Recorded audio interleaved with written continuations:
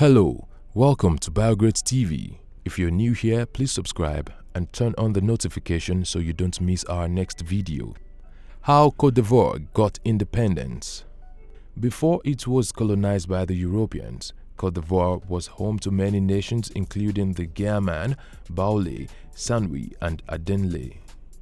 The country became a French protectorate in 1843 and later, in 1893, it became a French colony during European scramble for Africa.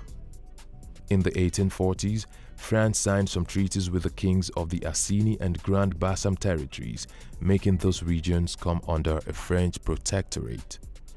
These were the first French posts in the country, with Grand Bassam as the capital.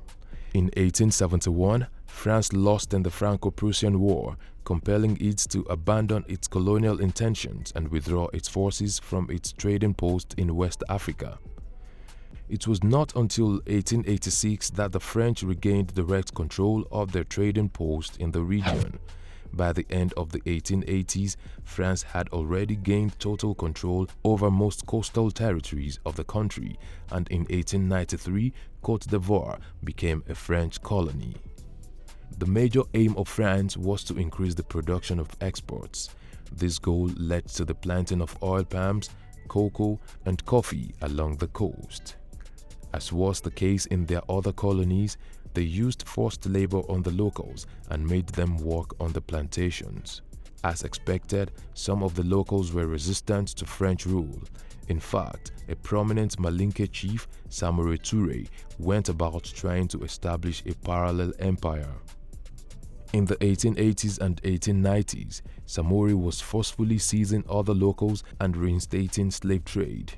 He established what was called the WarSolo Empire, which grew to cover regions in present-day Mali, Burkina Faso, Guinea, and Ivory Coast.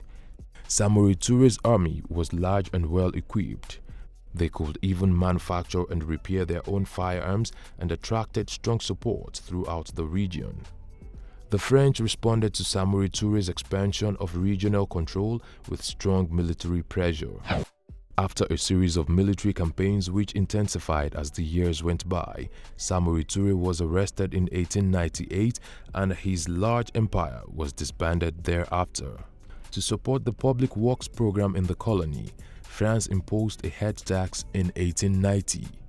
The locals protested angrily against this development as they saw it as a violation of the terms of the signed agreement.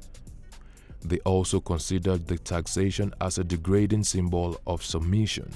Also, the colonial government came up with a system where they forced all native adult men to work for 10 days every year without pay as part of their duty to the colony. The system was often subject to excessive abuse and was the most hated aspect of the French colonial rule in the region. The colonial policy of the French used the concepts of association and assimilation. Through the policy of assimilation, France was able to spread its customs, laws, institutions, and language to the colony. Association, on the other hand, permitted the locals to preserve their customs, but only as long as they were compatible with the interests of France.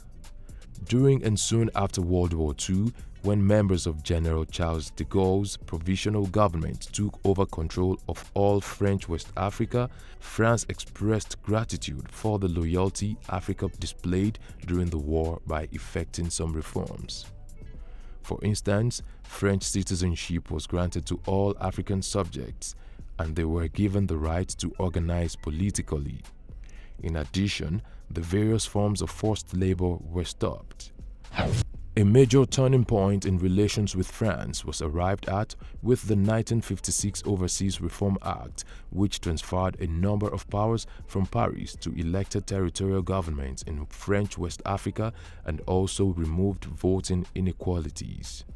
The stage became set for Côte d'Ivoire to pursue complete independence from France. FélixHouphouët-Boigny is considered as Côte d'Ivoire's father of independence.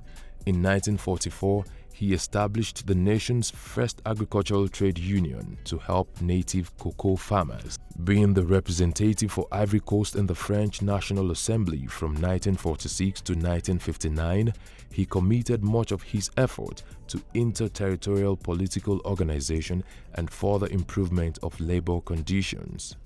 He gave 13 years of service in the French National Assembly, including about 3 years as a minister in the French government, making him the first African minister in any European government.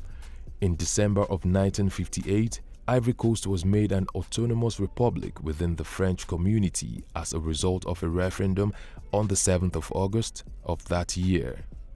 Then 2 years later, on the 11th of July 1960, France agreed to Ivory Coast becoming fully independent. Ivory Coast became independent on the 7th of August 1960 and FélixHouphouët-Boigny was elected as the first president.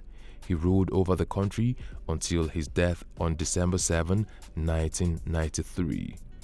What have we missed out of this history? Let's know in the comment section. Will it be ridiculous to subscribe to our channel?